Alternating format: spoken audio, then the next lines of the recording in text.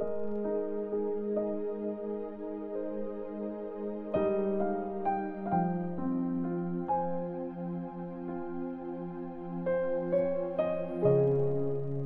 Timothy chapter 2. Pagsamba sa loob ng church. Una sa lahat, nire-request kong ipag-pray niyo sa Diyos na i-bless niya ang lahat ng tao. Ipanalangin niyo silang lahat at magpasalamat kayo sa Diyos para sa kanila. Ipag-pray niyo rin ang mga hari at lahat ng nasa mataas na posisyon para mabuhay tayo ng tahimik at payapa. May takot sa Diyos at marangal sa lahat ng bagay.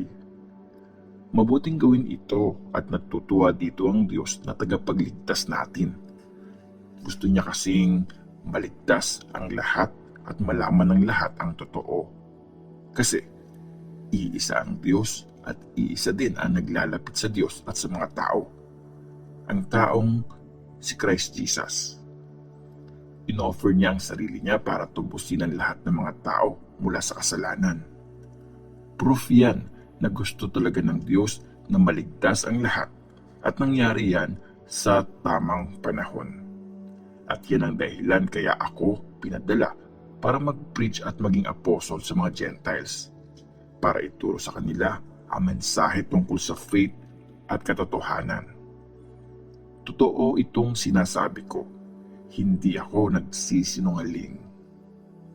Kaya nga, gusto ko sana na sa lahat ng lugar, mag-pray ang mga lalaki na may malinis na puso, nakataas ang mga kamay nang walang sama ng loob at galit sa kapwa.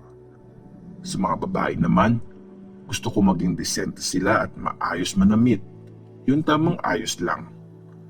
Huwag na yung napakaarting ayos ng buhok, mga alahas na gold o pearls, o mga mamahaling damit.